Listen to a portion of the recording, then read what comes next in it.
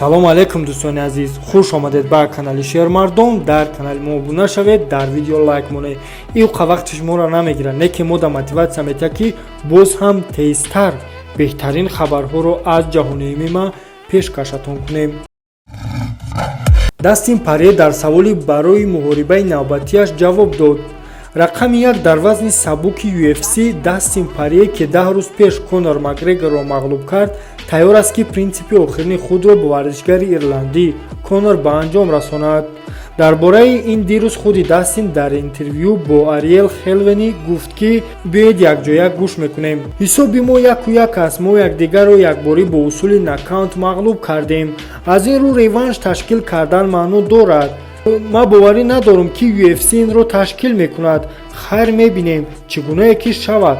Аммо ман барои муҳорибаи ҷолиб тайёрам ва муҳориба бо Диас низ ба ин дохил мешавад, гуфт Порье. Ба фикри ман ки муҳориба бо Нейт Диас на он қадар фоидаовар хоҳад шуд. Дастин варзишгаре аст ки дар вазни сабук ғайр аз Ҳабиб ҳамаро мағлуб кардааст. Диас бошад охирон бои худро соли 2019 бо Хорхе Масвидал гузаронида буд ки мағлуб шуда буд. Барои ҳамин бо ӯ на он қадар варианти хуб аст. Аммо реванш бо Макгрегор бисёр фоидаовар хоҳад шуд ва барои UFC маблағи калон меорад ки ин асоси кори онҳост. Шумо чӣ фикр мекунед? Дастин дар бои навбатии худ бо кӣ муҳориба хоҳад кард? Фикртонро ҳатман дар комментария нависед ва мо давом медиҳем.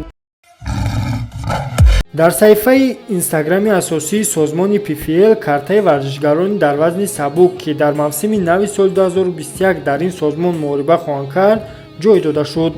Ёдрас мешавем ки мусобиқа 23 апрел баргузор мешавад ки дар он беҳтарин варзишгарони ҷаҳон ба монанди Антони Петтис, Ахмед Алиев ки баробари онҳо варзишгари тоҷик Лоиқ Раҷабов низ ҷой дода шудаанд.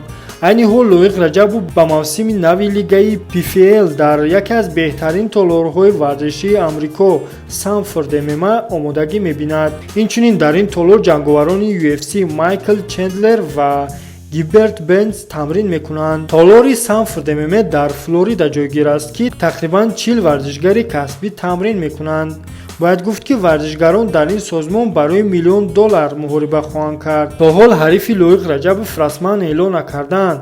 Аз хабарҳои тоза оиди рақиби Лоиқ шуморо дар видеоҳои навбатӣ огоҳ хоҳем кард. Ин буд видеои имрӯзаи мо дӯстон. Хайр.